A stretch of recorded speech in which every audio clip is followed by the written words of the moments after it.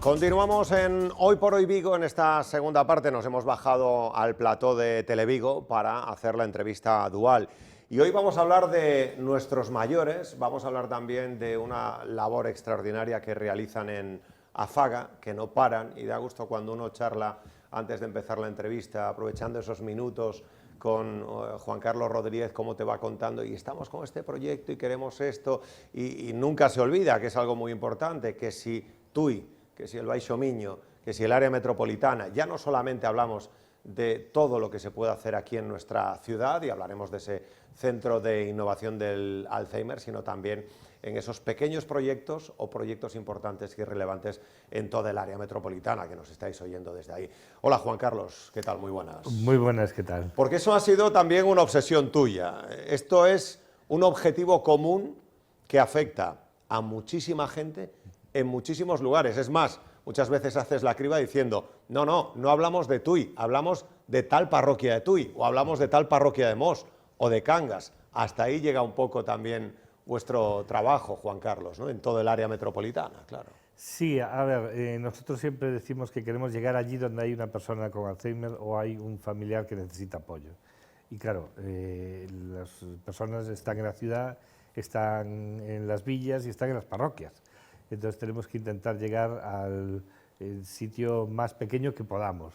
Y sí, realmente tenemos un programa de prevención al deterioro en este momento que trabaja sobre todo en las áreas rurales, también en Vigo, pero en el que estamos atendiendo a un total de 800 personas en toda el área sanitaria. Y muchas de estas intervenciones son en parroquias. Claro. Por ejemplo, en todas las parroquias de Tui, en varias parroquias de Bayona, de Gondomar, de Salceda, o sea, Porriño. O sea, intentamos llevar este programa allí, bueno, en Nigrán también, lo más próximo a la comunidad, porque es un programa de prevención que lo que trata es de dar apoyo, dar soporte a las personas, en el 90% de los casos mujeres son las que vienen, y trabajamos el autocuidado, la autoestima, la prevención del deterioro cognitivo y la parte más relacional, que muchas veces en estos espacios pues hay un problema de que la gente vive en casa todo el día y no se relaciona. Es verdad, sí. Sobre todo el ámbito, o sea, el colectivo más el de mujeres, que es que nosotros activamos con nuestros programas y funcionan muy bien. Y ahí, Juan Carlos, es importante la colaboración directa con los concellos, con los ayuntamientos y también con otras administraciones, Xunta de Galicia, Gobierno Central o Diputación, que puedan echar una mano para poder implementar, toda esa ayuda y después también pues, todos los programas que desarrolláis pues, de prevención, Alzheimer de Preto, todas las iniciativas que estáis desarrollando también en esos centros, ¿no? Y en esos lugares. Efectivamente, de hecho, todos los programas de prevención que hacemos en los ayuntamientos, el Cultivamente, que es como se denomina el programa, los hacemos en colaboración con los ayuntamientos, que son los que ayudan a la financiación del proyecto. Y luego, por otra parte, como muy bien dices, hemos establecido una relación con la Diputación este año a través de un proyecto que se llama Alzheimer de Preto, que ha hecho que hayamos ido a todos los ayuntamientos de la provincia a dar una charla sobre Alzheimer de un psicólogo, una psicóloga clínica y un trabajador social para explicar también los recursos, que también yo creo que es algo muy interesante porque todos los ayuntamientos han tenido esa disponibilidad, esa posibilidad, y en muchos sitios ha tenido un gran éxito las charlas. Sí. Y también, por otra parte, con la Xunta, con los distintos programas que nos financian a través de los distintos programas, como los fondos de innovación, que han financiado algún proyecto que tenemos en el CIAC, en el Centro de Innovación de Afaga, como otros ya con el IRPF, que también son fondos estatales. Quiero decir que un poco lo que intentamos es abarcar distintos ámbitos. Estamos en 2 proyectos transfronterizos, POCTEC, que también nos ayudan a hacer intervenciones a ambos lados de la frontera. Nosotros estamos convencidos de que estamos en una eurorregión que tenemos que darle valor y visibilizar, y sobre todo somos muy parecidos, somos iguales realmente, nos separa un río, pero tenemos que aprender a compartir recursos, cosa Bueno, que ahora hace mismo poco no hay. tuvisteis también jornadas de trabajo y de intercambio de información, precisamente tú que acudes muchas veces a Lisboa, donde se celebra a lo que es el trabajo del Plan Nacional de Portugal de lucha contra el Alzheimer. ¿En qué estáis profundizando ahora? ¿Te gustaría seguir profundizando también con Portugal, Juan Carlos? Sí, bueno, tenemos un proyecto que se llama Innova for Life, que es un proyecto que está en la Universidad de Oporto, el Sergas, el ACIS, la Universidad de Santiago y AFAGA, para la creación de un espacio de salud digital, ¿no? Estamos trabajando en el ámbito de la salud digital. Bueno, en Portugal también está el Centro de Innovación de Oporto y está también la Santa Casa da Misericordia. Sí. Con lo cual, bueno, es un proyecto muy bonito, muy interesante, a 3 años, financiado con fondos europeos, y que de lo que se trata es de ir trabajando sobre las nuevas respuestas digitales a la intervención. Aparte de eso, estamos trabajando también en otro proyecto que se llama Lon Social, con la frontera, Sí. con Melgaso y Valesa, para intercambiar recursos, o sea, los recursos que nosotros tenemos aquí, poderlos prestar en el norte de Portugal, y las entidades del norte de Portugal, en este caso la Santa Casa de Misericordia y otra organización que está en la montaña de Melgaso, ambas de Melgaso, que esperan también traer sus experiencias y sus recursos aquí a Galicia.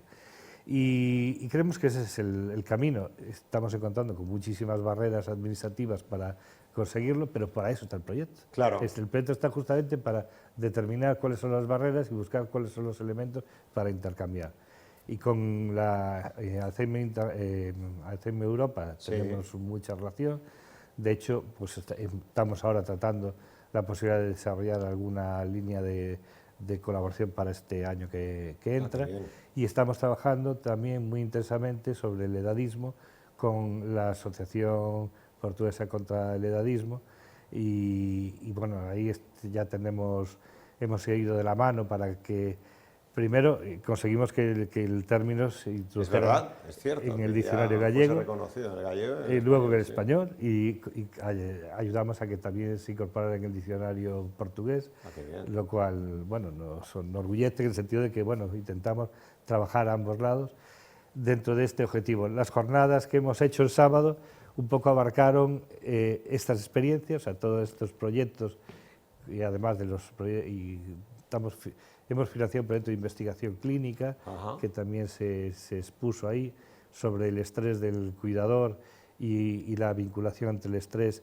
y el deterioro cognitivo del cuidador, un tema muy interesante que yo creo que tiene mucho recorrido a través de la medición en saliva del estrés.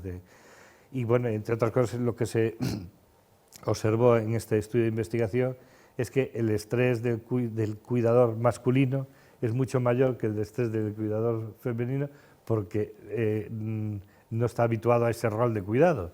Y bueno, y cómo afecta el estrés del cuidador sobre la evolución del deterioro cognitivo de la persona que cuida, incluso sobre la propia evolución del deterioro cognitivo del cuidador. Son cosas que hemos explicado en las jornadas, y también hablamos sobre el tema de la vivienda, de los nuevos modelos. Eso te quería preguntar, porque me decía antes Juan Carlos, venía escuchando a la consellera de Vivienda, es uno de los temas recurrentes. Se habló en la intermunicipal del PP, se habló en el Congreso Federal del Partido Socialista, se anunciaron medidas, propuestas también, y Juan Carlos, claro, desde su punto de vista también, y desde AFAGA, como presidente de AFAGA, ponía el foco en algo que seguramente pues, no se hable tanto, y también es muy relevante, o la vivienda en los próximos años puede ser muy relevante, uno, o por el modelo de las residencias, nos decías, o hacia dónde vamos, y B, por el número de demandantes, ya que hablamos de edadismo, de mayores que necesitan. Juan Carlos, que tú estás en permanente contacto, ¿cómo lo analizabas tú, ese problema y esas peticiones que habéis trasladado ya también a la a las administraciones. Sí, es que claro, cuando se habla de vivienda siempre se piensa en... Acceso de los jóvenes, se dice. Sí, casi que es necesario. Sí, no, no, claro, necesario, claro. sobre todo en las ciudades, ¿no? Pero siempre nos olvidamos de las personas de más edad, las personas mayores, porque las residencias son como si no fueran viviendas, son residencias, es otra cosa. Entonces, ahora mismo que se está cuestionando el propio modelo de atención residencial y estamos hablando de ir a otro tipo de modelos, de lo que estamos hablando es las soluciones de vivienda de las personas mayores, las personas con un deterioro cognitivo, etcétera. Entonces, hay que abordar también y hay que poner fondos y recursos e investigación y análisis en cómo queremos que las personas que tengan un deterioro cognitivo, que tengan un problema de dependencia, que tengan un problema de vulnerabilidad, de fragilidad, cómo queremos que esas personas puedan vivir, cómo queremos que sea su casa, su espacio vital. Y ahí nosotros hablamos de que hay que darle una revisión al modelo de atención, hay que ir hacia las unidades convivenciales, hay que evitar el aislamiento social que muchas veces produce cierto tipo de construcciones que se hacen 100 personas en un sitio alejado de los entornos urbanos o relacionales. Bueno, creemos que este es un tema que hay que poner ya sobre la mesa, que es fundamental, que hay que dotar de recursos a estas nuevas soluciones y nosotros tenemos en el ámbito del área de Vigo, tenemos un proyecto orientado a este ámbito, al ámbito de buscar una solución que permita ir creando modelos de convivenciales para personas altamente vulnerables, a personas que tengan problemas de accesibilidad, que no estén aislados, sino que estén integrados. Claro. Y ya que estamos en una tierra de villas, Juan Carlos, y nos decías, está muy bien que el foco se ponga obviamente en A Coruña, Vigo, Santiago, en las 7 grandes capitales, 7 ciudades gallegas, pero es que el problema de acceso a la vivienda de los mayores o de nuestros mayores también lo encontramos sobre todo en villas, en localidades de menos población, Juan Carlos. Nos estamos encontrando con esto también. Efectivamente, de hecho, yo creo que hay una gran oportunidad a la hora de abordar nuevos modelos de atención de vivienda orientados para estos colectivos de mayor edad o mayor vulnerabilidad en los entornos de las ciudades. Sí.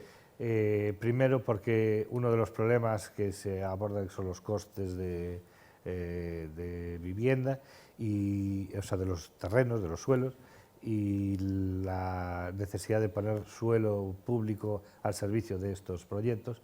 Y luego, por otra parte, porque lo que sí se está produciendo en toda Galicia es un movimiento de entre las parroquias y las villas. Claro. Además de entre el rural, o sea, un y doble el urbano. aislamiento. Claro. Podría... Entonces, ese movimiento se produce porque donde vives no tienes básicamente la vivienda adaptada y las condiciones sociales para poder mantenerte allí. Entonces, hay que abordar eso y ver cómo damos una respuesta. Si queremos que el rural no desaparezca, pues habrá que darle una pensada a cómo tienen que vivir las personas allí. Hay que pensar que en muchos casos en Galicia el 70% de la población tiene más de 50 años en muchos ayuntamientos. Y en general, más del 50%, salvo en las ciudades, son personas que tienen una edad. Esto es un tema que hay que abordar, es necesario y nosotros estamos en ello, ¿no? ¿Qué implica? No sé qué analizáis los expertos, Juan Carlos, lecanomab, Leqembi, que puede ser un poco el nombre comercial. Y claro, cuando me decía Juan Carlos que estamos hablando de un medicamento que ha dado un salto importante con su aprobación en la Agencia Mundial, que puede frenar más de un 27% el deterioro cognitivo, ¿cómo valoramos ese paso tan ansiado? Porque claro, para que se dé ese paso primero se tiene que aprobar.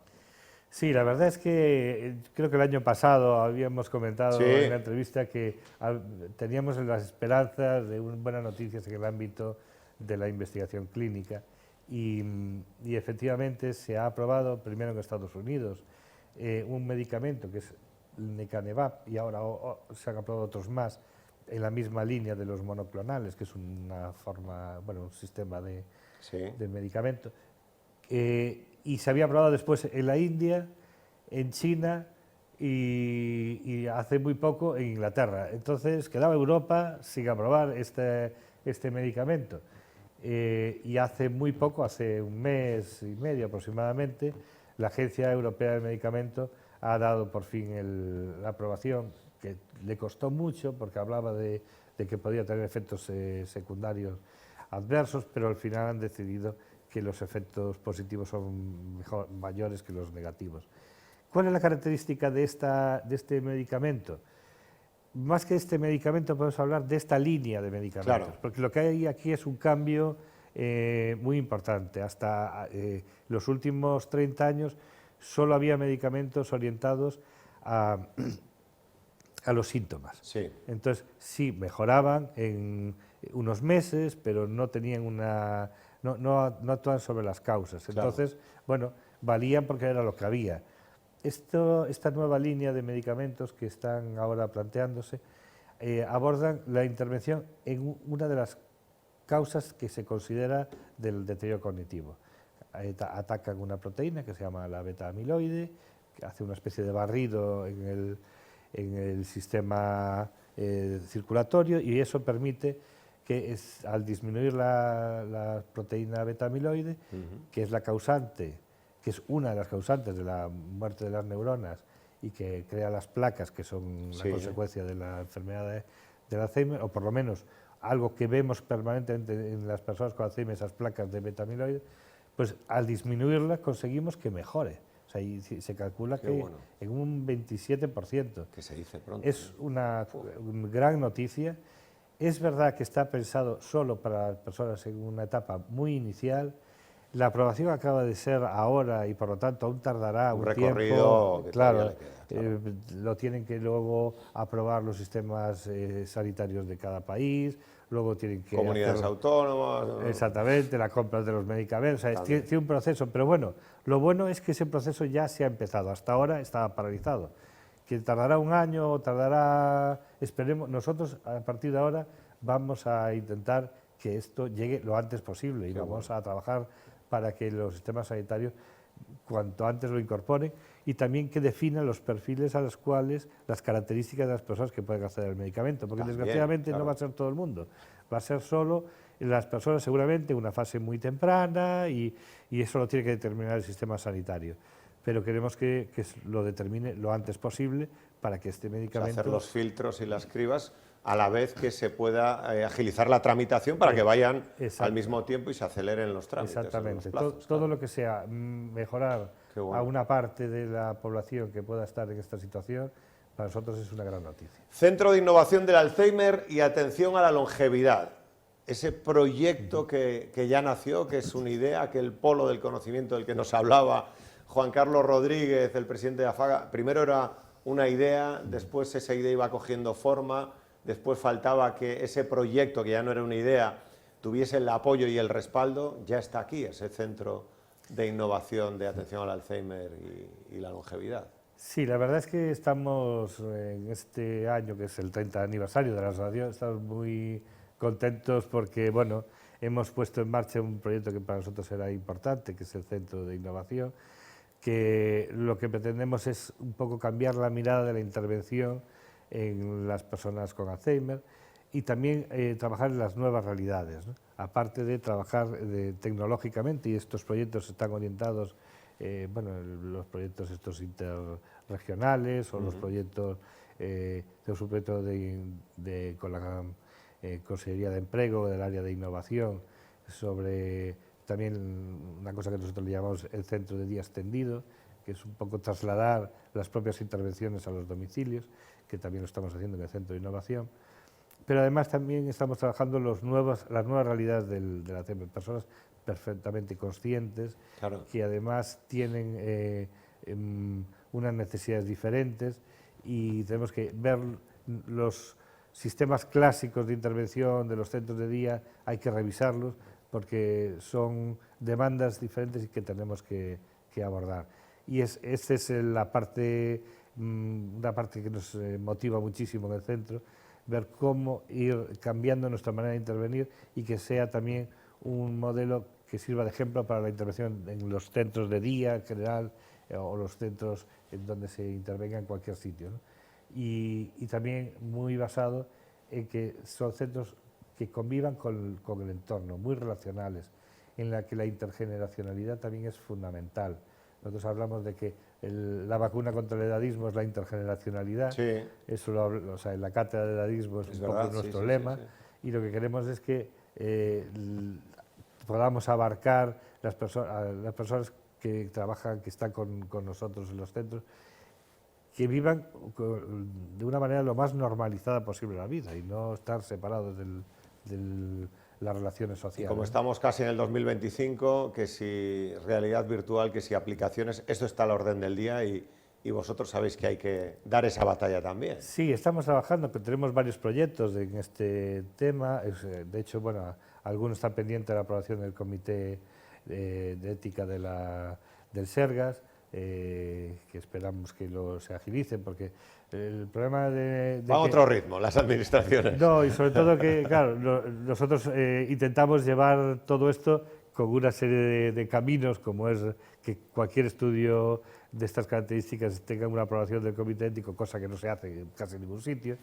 Pero claro, a veces tratan proyectos sencillos como si fuera la valla. La valla. Entonces hay que buscar ese punto de equilibrio para que los proyectos se puedan desarrollar y sean garantistas, que podamos tener toda la garantía de que las personas que intervienen en estos proyectos de investigación y de innovación tengan la completa seguridad de que se está haciendo bien.